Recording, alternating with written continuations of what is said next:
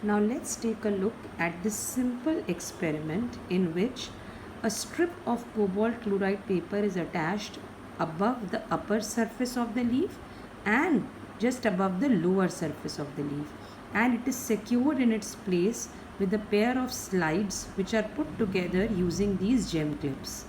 So we have a leaf and a strip is attached on its upper surface and another strip of cobalt chloride paper is attached on its lower surface. Over it, glass slides are kept so that outside moisture does not come in contact with this strip of cobalt chloride paper, and neither any moisture is allowed to escape to the outer atmosphere. Now, cobalt chloride paper, as you know, is blue when dry and pink when moist. This is a dorsiventral leaf because you can see a reticulate venation here. Leaves have two kinds of venations. Such a venation is called reticulate venation, which is seen in dicots, and another venation which is in monocots, like in grasses or bamboo, in which veins run parallel to each other in banana. This kind of venation is called parallel venation. So if a leaf is of this kind of venation, it means it is isobilateral. But in your syllabus, we have dorsiventral leaf, which is showing this kind of venation, and such a venation is called reticulate venation. So reticulate venation, which means dorsiventral leaf, which means upper surface would have fewer or no stomata and lower surface would have more number of stomata. Now normally, if you go by your book, the upper surface is called the dorsal surface and lower surface is called the ventral surface. But of late, for the past 4-5 years, there's been a lot of controversy regarding dorsal and ventral surface. So in your book again, they changed it. They started calling upper as ventral and lower as dorsal. But we will follow the terminology upper surface and lower surface. And if at all you are asked to tell which one is upper and which one is lower, then we'll say upper is dorsal and lower is ventral. So reverse of this would be noted down. Upper is dorsal and lower is ventral. But avoid writing upper and dorsal and ventral, and instead prefer writing upper and lower. So upper surface, the cobalt chloride paper would turn pink very slowly or would not turn pink at all. It would remain blue. Whereas lower surface would turn pink quickly.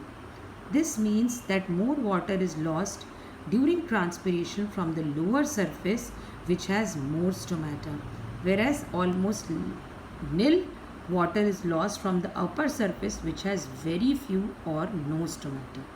So this kind of setup is made in the exam and you are asked to write the aim of the experiment. The aim is to compare the rate of transpiration between the upper and the lower surface of the leaf. You are asked what would be your observation and give reasons for your observation.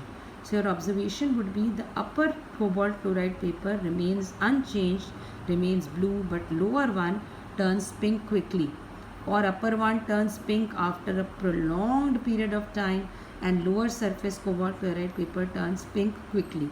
This is because few or no stomata present on the upper surface, whereas large number of stomata present on the lower surface. This is the result.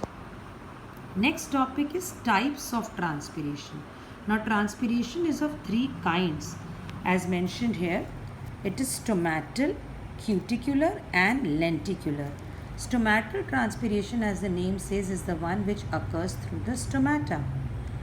Cuticle is a waxy covering present on the surface of the leaf. So transpiration which occurs through the cuticle is called cuticular. And lenticels are openings which are present on the surface of old woody stems, and the transpiration which occurs through them is called lenticular. More than 90% of the transpiration occurs through the stomata. So most predominantly stomatal transpiration occurs, followed by lenticular, and at last in least amount through the cuticle, that is cuticular transpiration. So that would be the order. Maximum through stomata, then little bit through the lenticels and very little through the cuticle. The difference between the three transpirations, as the name says, they are occurring through different structures. This one is occurring through stomata, and you know that stomata are guarded by a pair of guard cells. Now when these guard cells are turgid, stomata are open. When they are flaccid, stomata close. So that means stomatal transpiration can be regulated. On the other hand, lenticels are openings on the old woody stems which remain open all the time. So lenticular transpiration cannot be regulated. Neither can cuticular transpiration, but yes, thickness of cuticle controls the amount of water transpired. Desert plants have a very thick cuticle, and so water loss through transpiration is very less.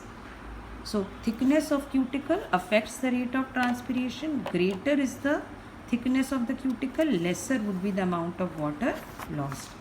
Coming to page 60, you can underline transpiration occurs as long as stomata are open, but when they are closed, it stops. This is about stomatal transpiration. So during daytime, stomatal transpiration is at its peak, and nighttime or evening time becomes almost nil. Give reasons why, which is asked. Leaves of some plants wilt during midday. Midday means around 12 in the afternoon, and recover in the evening, even if you have put lots of water in the soil. So in some plants like balsam, the leaves of the plants wilt during midday, even if there is plenty of water in the soil. This is because, please underline, the rate of transpiration during midday exceeds the rate of absorption of water by the roots. So whenever rate of transpiration exceeds the rate of absorption, what would happen? Wilting. Wilting means drooping down of the leaves of a plant due to dehydration or due to loss in turgidity. The cells lose their turgidity, they become flaccid, and that is why their leaves droop.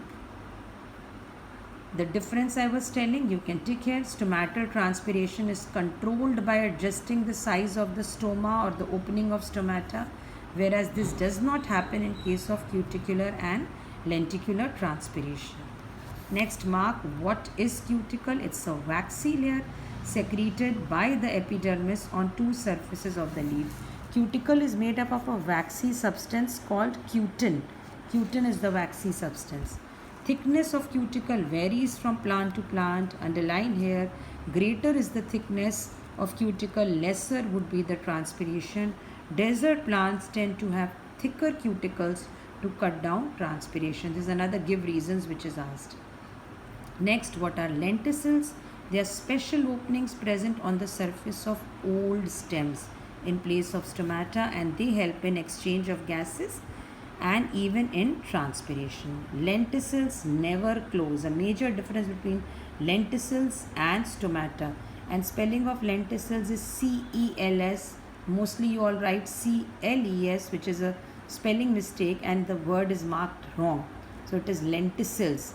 One difference is in location. Stomata are present on the surface of leaves and young green stems, and lenticels are present in the barks of old woody stems. In the bark or on the bark of old woody stems. Location is asked. Stomata open in daytime and close at night time, whereas lenticels never close. They remain open all the time. Their opening cannot be regulated.